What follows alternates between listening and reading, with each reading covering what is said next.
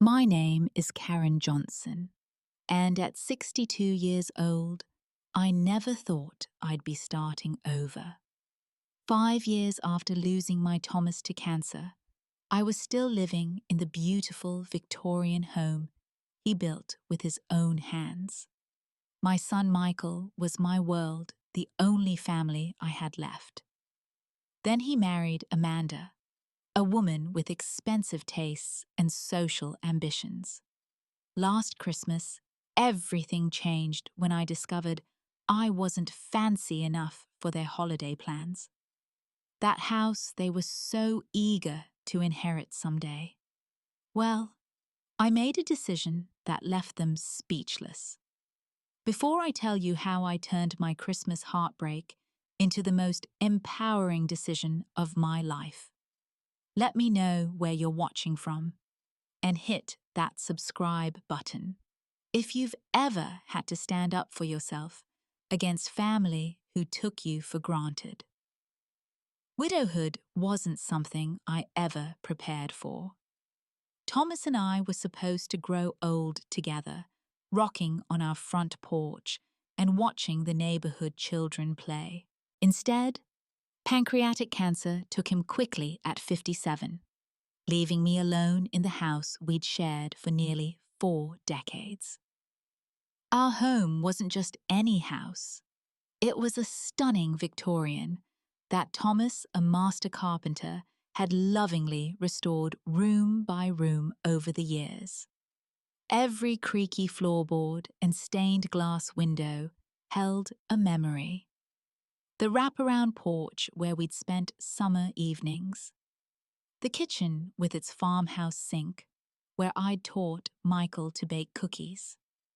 The backyard oak tree that still held the remains of Michael's childhood treehouse. This house is our legacy, Thomas would say. Something beautiful for Michael to have after we're gone. Michael had grown up happy in this house. I remember him running through the hallways, his laughter echoing off the high ceilings. He'd invite friends over to play in the spacious backyard, proud to show off his father's craftsmanship. Even as a teenager, when many kids become embarrassed by their homes, Michael would boast about our cool old house with its secret closets and hidden nooks. Everything changed when Michael, now a successful investment banker, met Amanda. She was his co-worker, a financial analyst with perfectly highlighted hair and designer clothes that probably cost more than our monthly mortgage payment had been. Their romance was swift and intense. Within 6 months, they were engaged, and 3 months after that, married in an extravagant ceremony at her parents' country club. I tried to be supportive. Michael seemed happy, and that's all I ever wanted for my son. Amanda was polite enough to me at first. She complimented the wedding quilt I'd made them and seemed appropriately appreciative of the family heirloom jewelry I'd given her as a wedding present. But I noticed how her eyes would scan our home whenever they visited, how she'd subtly touch the furniture, as if checking for dust. After the wedding, Michael's visits became less frequent. When they did come over, it was always together, never just my son stopping by like he used to. The conversations changed too.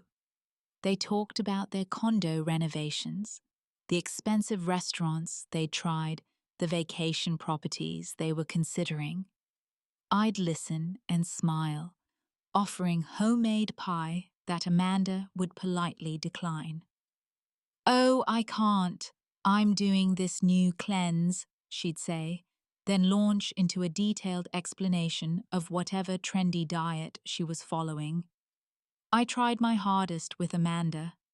I wanted us to be close, to have the mother-daughter relationship I'd always dreamed of. When she mentioned liking fresh flowers, I started keeping fresh arrangements in the house for their visits. When she commented on my vintage china, my grandmother's heirloom set I bought modern plates for when they came to dinner. But nothing seemed good enough. I'd catch her whispering to Michael about the outdated wallpaper or how the neighborhood was going downhill. It wasn't. Property values were actually rising as younger families discovered the charm of our historic district. Still, I held my tongue. Michael was my only child, my only family. I wasn't going to risk our relationship over some perceived slights from his wife. She'll come around, I told myself. She just needs time to feel like part of the family. Little did I know then how wrong I was. I really did try to build a relationship with Amanda. I invited her for lunch, suggesting we could cook together, since Michael had mentioned she wanted to learn more recipes. She came once dressed in an outfit that seemed excessive for a simple afternoon of baking and spent most of the time checking her phone. The banana bread we made together sat barely touched as she explained she was watching her carbs. I tried gardening next, thinking she might enjoy helping me plant the spring bulbs. Thomas and I had always kept beautiful gardens, and working with the earth can be so healing. But Amanda arrived in white pants and complained about the dirt, the insects, the sun on her skin. After 20 minutes, she excused herself to take a call and never returned to the garden. Michael's solo visits became almost non-existent. Before his marriage, he'd stop by at least once a week, sometimes just to have coffee or help me with household projects Thomas would have handled. Now, I'd be lucky to see him once a month, and always with Amanda beside him, checking her watch. I started hearing from mutual friends about parties at Michael and Amanda's new townhouse. Lavish dinner parties with his colleagues, holiday gatherings with their friends. I was never invited. When I mentioned these events to Michael, he'd look uncomfortable. "Oh, those are just work things, Mom. Boring stuff. I figured you wouldn't be interested." But I would have been interested. I would have loved to see my son's home, to be part of his life. Instead, I felt increasingly pushed to the periphery. Then came Thanksgiving. For decades, I'd hosted Thanksgiving in our home. Even after Thomas passed, I maintained the tradition, setting out his favorite crystal glasses and using his recipe for cornbread stuffing. Michael had always said Thanksgiving at home was sacred to him. That year, 2 weeks before the holiday, Michael called.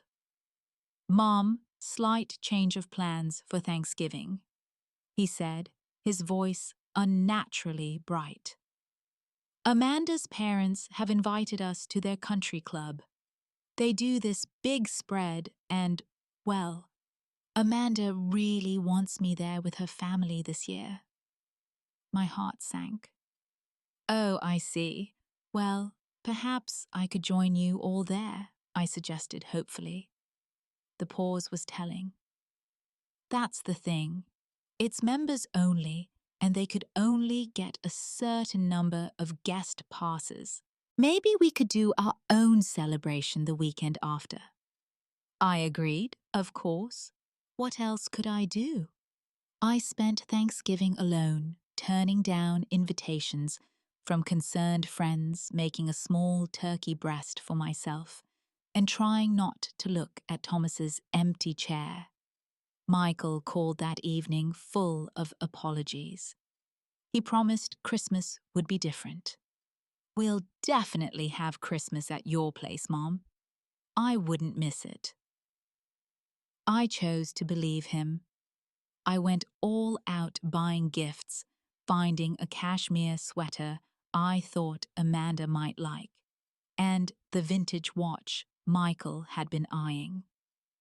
I planned the menu, bought new Christmas decorations to supplement the beloved old ones, and felt a spark of hope that maybe this holiday would bring us closer. That hope didn't last long. December had always been magical in our home. Thomas would hang lights along the porch railings while I arranged candles in each window. We'd select a perfect pine tree that would fill the front parlor with its fresh scent, decorating it with ornaments we'd collected throughout our marriage and Michael's childhood creations. I kept these traditions alive after Thomas passed, feeling his presence most strongly during the holiday season. This particular December, I was especially thorough. I polished the silver, brought out the special Christmas china, and even had the carpets professionally cleaned. Everything would be perfect for Michael and Amanda's visit. 2 weeks before Christmas, my phone rang. Seeing Michael's name, I answered with a cheerful greeting. "Hi, Mom," he said, his voice tight. "I'm calling about Christmas." Something in his tone made me sit down. "Amanda's parents have rented a chalet in Aspen this year," he continued. "They've invited us to spend Christmas week there. It's supposed to be really beautiful, with professional decorations and catering. Amanda's really excited about it." My fingers clutched the phone tighter. "I see. And what about our Christmas here?" Michael cleared his throat. "That's why I'm calling. We won't be able to make it for Christmas Day, but we thought maybe we could stop by either before we leave or after we get back. Have a little pre- or post-Christmas dinner with you." I felt like I'd been slapped. "Michael, we've always spent Christmas together. It's our tradition." "I know, Mom, but this is important to Amanda. Her whole family will be there, and they've gone to a lot of trouble to plan this." "What about me?" "I'm your family too," I said, trying to keep my voice steady. "Maybe I could join you all at the chalet. I wouldn't be any trouble." There was an uncomfortable silence.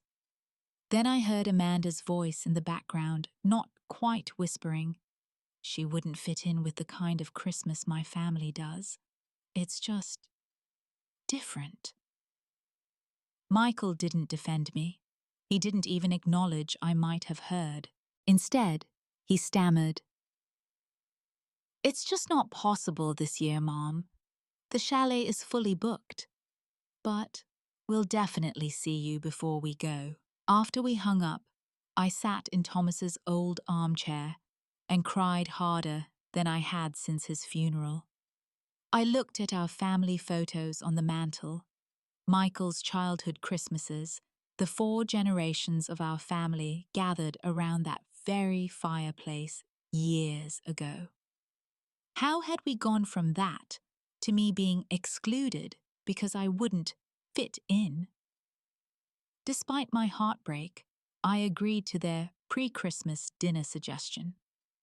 What choice did I have? I wanted to see my son, even if it meant accepting these new painful terms.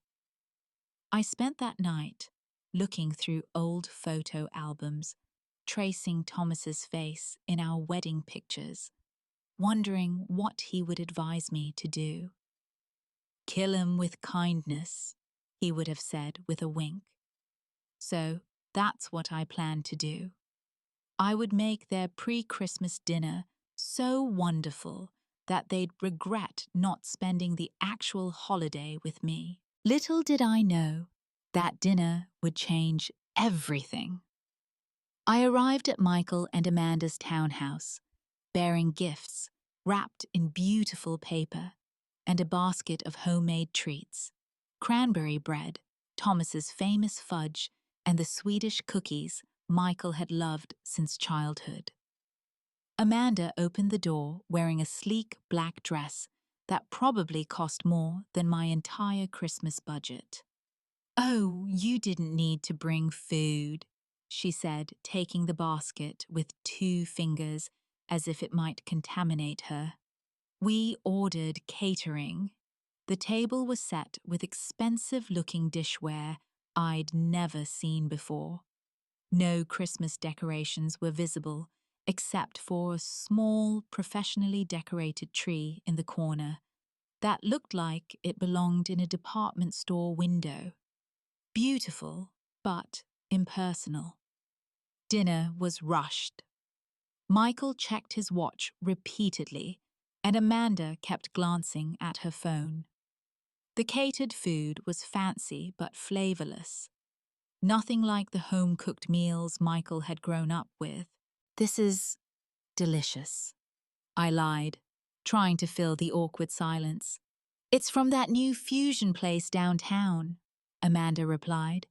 "They're impossible to get into, but Michael's client pulled some strings." Before we'd even finished eating, the doorbell rang. Amanda jumped up with suspicious eagerness. "That must be Brittany and Jackson. They said they might stop by." She returned with a stylishly dressed couple who were clearly surprised to see me. "This is Michael's mom." Amanda introduced me, not even using my name. "Oh," said the woman. "Brittany, I presumed. Lovely to meet you.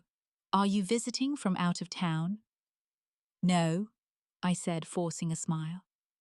"I live in the Victorian on Maple Street, the one Thomas Johnson renovated.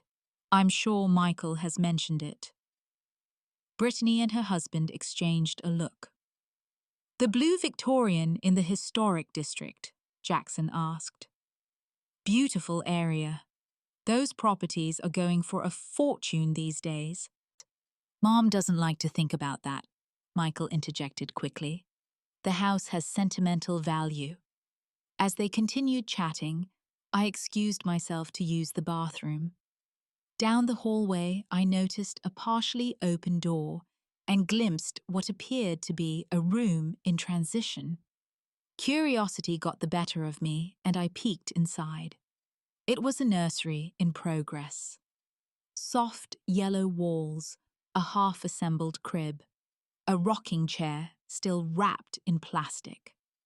My heart both soared and sank simultaneously. A grandchild, the thing I dreamed of, and they hadn't told me.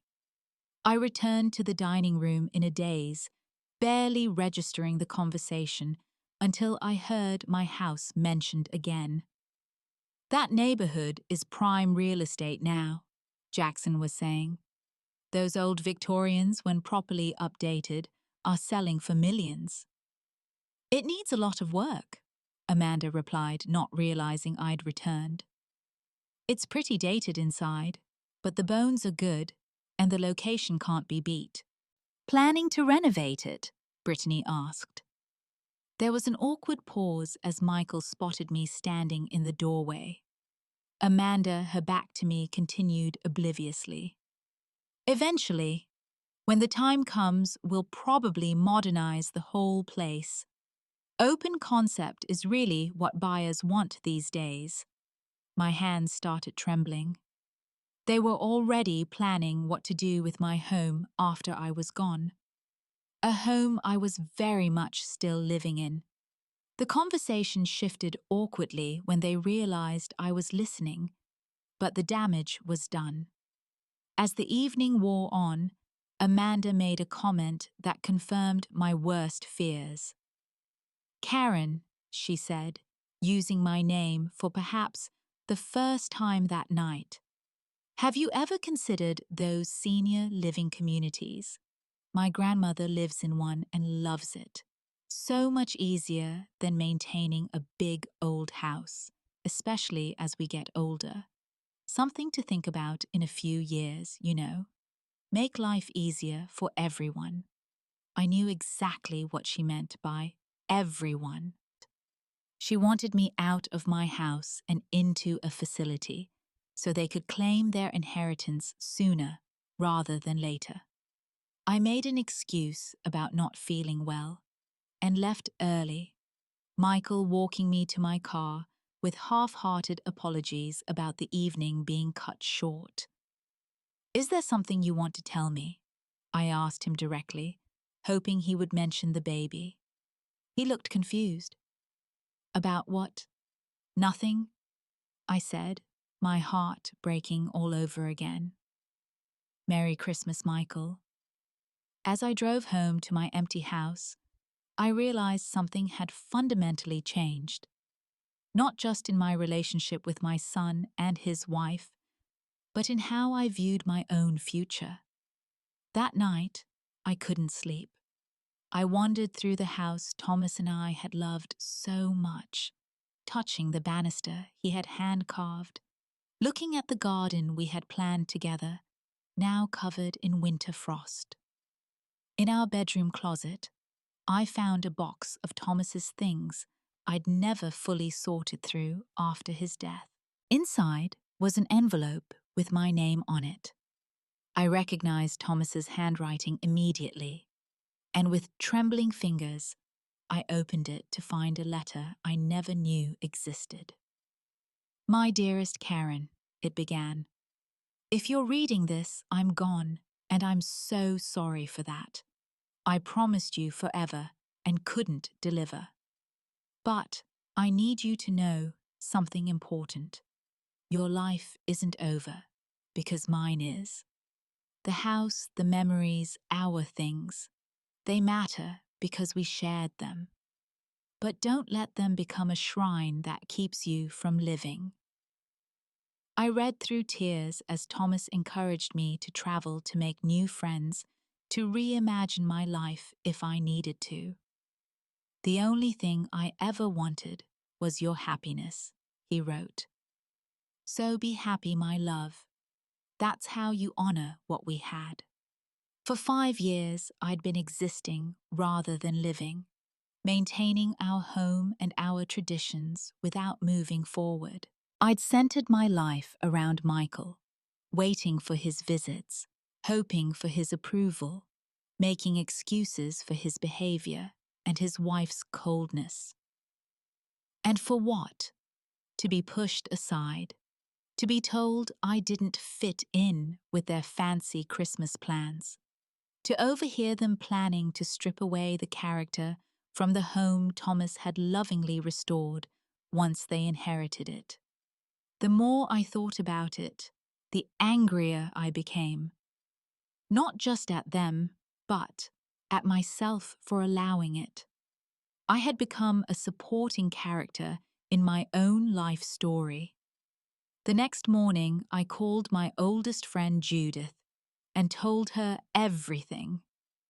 "It's about time you woke up," she said bluntly.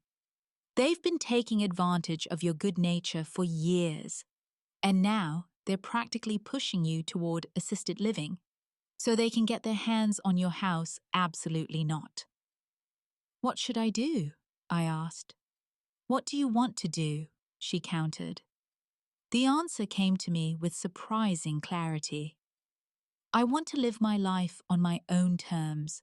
I want to see the world like Thomas and I always planned. I want to be free." Later that day, I called the family lawyer who had handled Thomas's estate.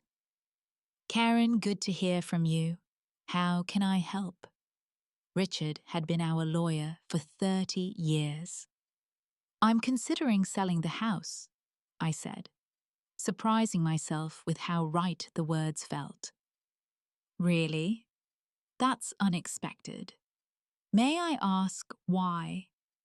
I explained the situation with Michael and Amanda, their assumptions about inheriting the property and my desire for change. "Well," Richard said after a thoughtful pause, "you should know that property values in your neighborhood have skyrocketed. Development in the downtown area has made those historic homes extremely desirable. You're probably looking at triple the value from when Thomas passed. The figure he quoted left me speechless. It was enough to buy a comfortable new place and still have plenty left for travel hobbies, whatever I wanted. Let me look into some options for you, Richard offered. And Karen Thomas would be proud of you for putting yourself first.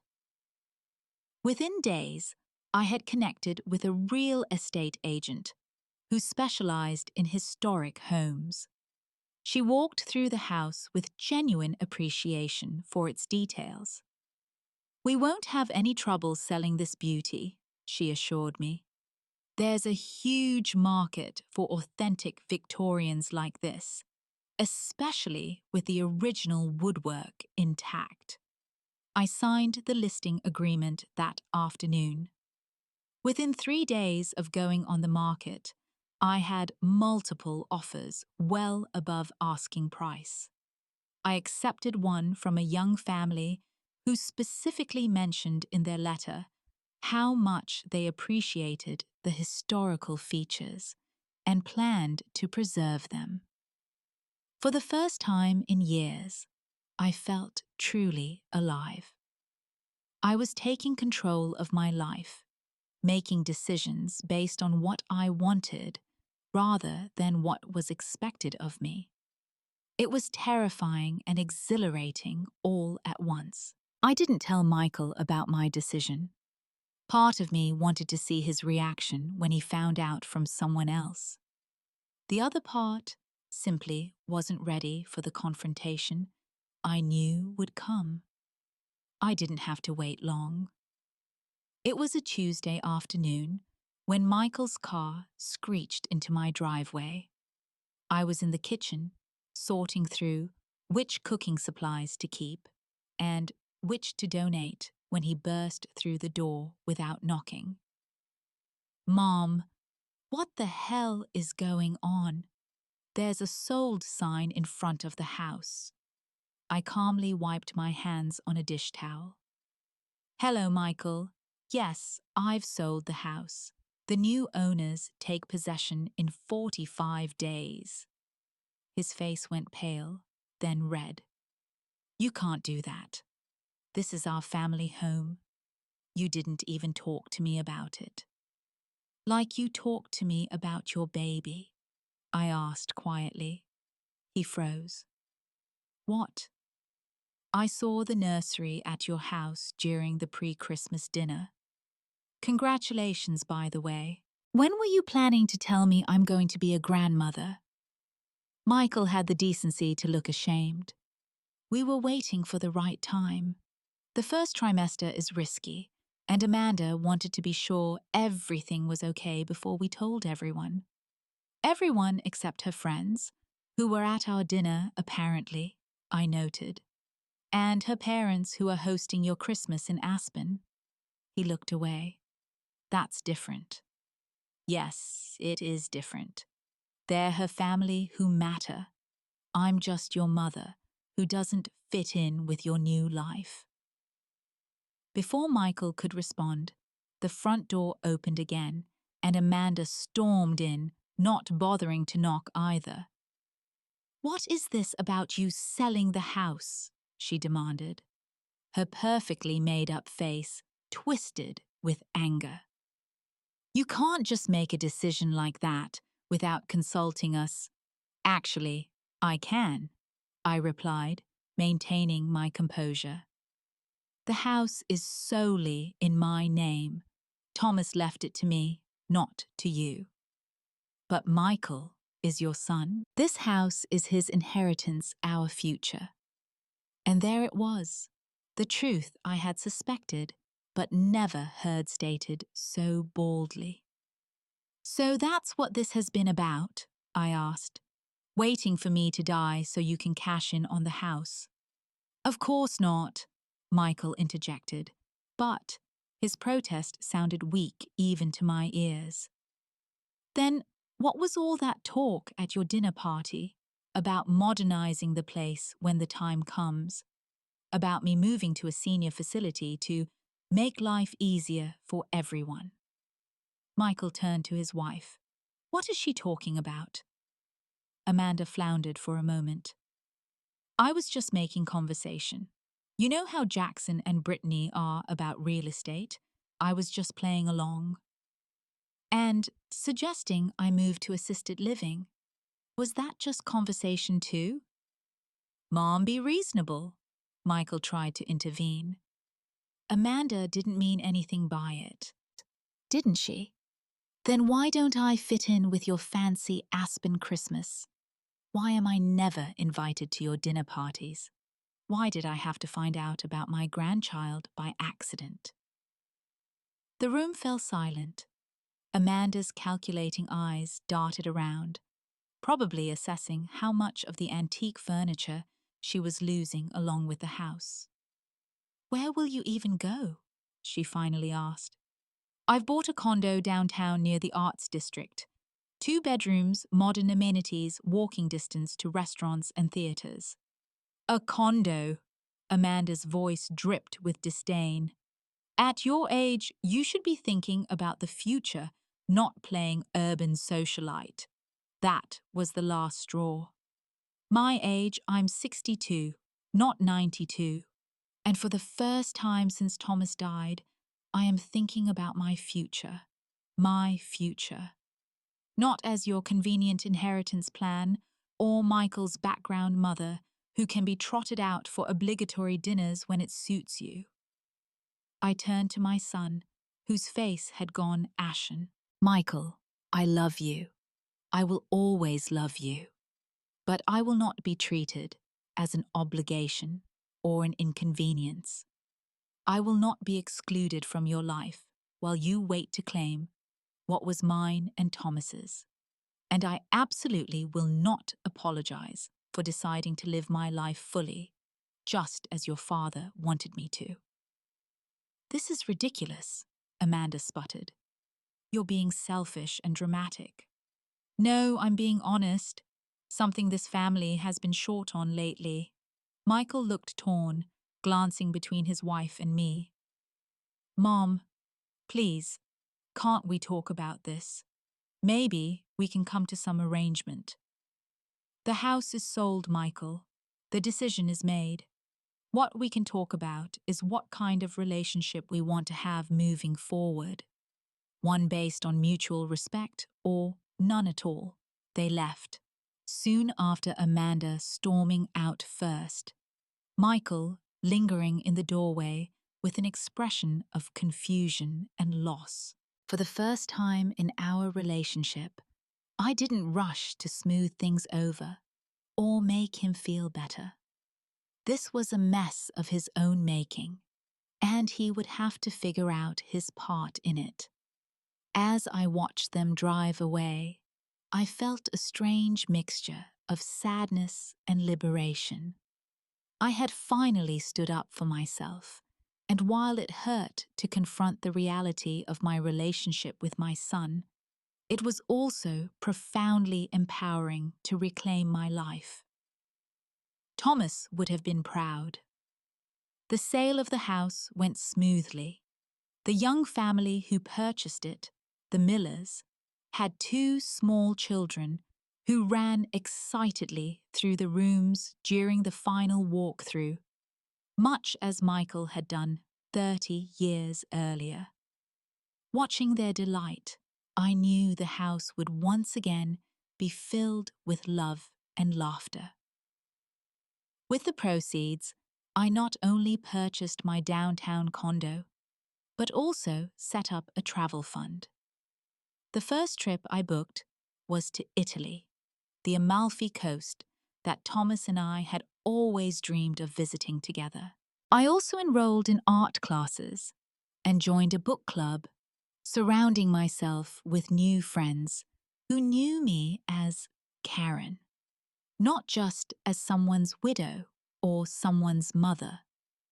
For several weeks after our confrontation, I didn't hear from Michael. I sent him a text with my new address once I moved, but didn't push for a response. This distance hurt, but I knew it was necessary for both of us to reassess our relationship. 3 months passed. Spring arrived, bringing with it new beginnings in more ways than one. A formal invitation arrived in my mailbox, Amanda's baby shower. The envelope was addressed in Michael's handwriting, with a small note, "Mom, we'd love to have you there. Please come." The invitation felt like an olive branch, though I suspected it might have strings attached. Still, this was my grandchild. I decided to attend, but on my own terms. The shower was held at Amanda's parents' country club, predictably lavish, with professional decorations and catered food. Several women whispered when I entered, clearly having heard about the house situation. Amanda's greeting was stiff but civil. I placed my gift, a handmade baby quilt I'd been working on since discovering the pregnancy, among the mountain of expensive store-bought presents, and found a seat somewhat apart from the main group. To my surprise, Michael's mother-in-law, Barbara, sat down beside me. "So you're the infamous Karen," she said, not unkindly. "I've heard a lot about you." "I imagine you have," I replied with a small smile. "For what it's worth," she lowered her voice, "I think what you did took courage. Amanda can be difficult. We love her, but we know who she is." This unexpected alliance made the shower bearable. I participated politely in the games and congratulated Amanda sincerely, maintaining dignity and distance. When she opened my gift, a flicker of genuine appreciation crossed her face as she felt the softness of the quilt. "You made this?" she asked. "I did. It's a tradition in our family. Every baby gets a quilt from their grandmother."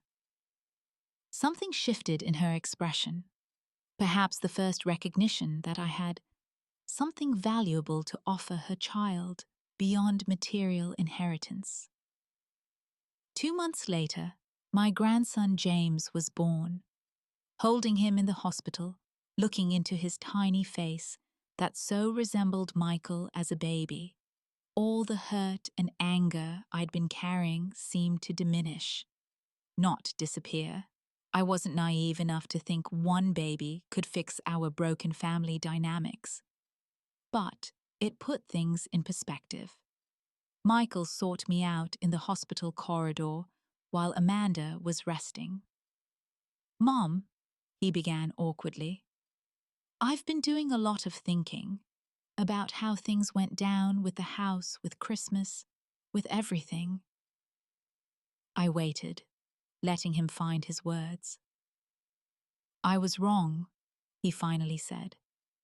"I let Amanda's priorities become mine. I forgot what you taught me about family and respect. I'm sorry." It wasn't a perfect apology, and it didn't erase the pain of the past few years, but it was a start. "I'd like for James to know his grandmother," he continued. "Really know you, not just see you on holidays. And I'd like to try to rebuild what we had." "I'd like that too," I said honestly. "But things will be different now, Michael. I won't be taken for granted again." "I understand," he nodded. "And the condo, are you happy there?" "Very," I told him with a genuine smile. "It suits the person I am now. Our reconciliation has been tentative and gradual. Amanda still keeps her distance, though she's grudgingly accepted the new dynamics. I suspect she resents that her plan for my house fell through, but she makes an effort for James's sake. I've embraced my new life with enthusiasm. The Italy trip was everything I dreamed and more.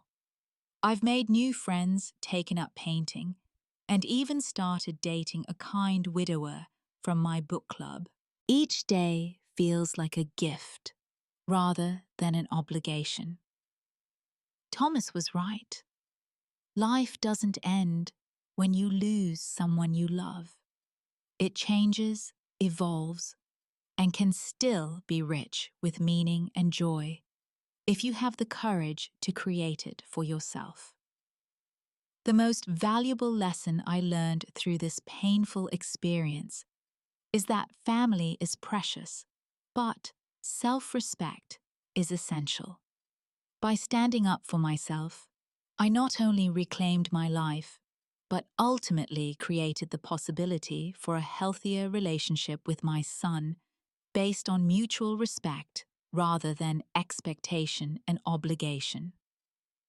As I prepare for my second international trip, this time to Greece, I can almost hear Thomas chuckling approvingly. "That's my girl," he would say, "living life on your own terms." And that's exactly what I intend to keep doing. Have you ever had to make a difficult decision that hurt in the moment but ultimately led to greater happiness?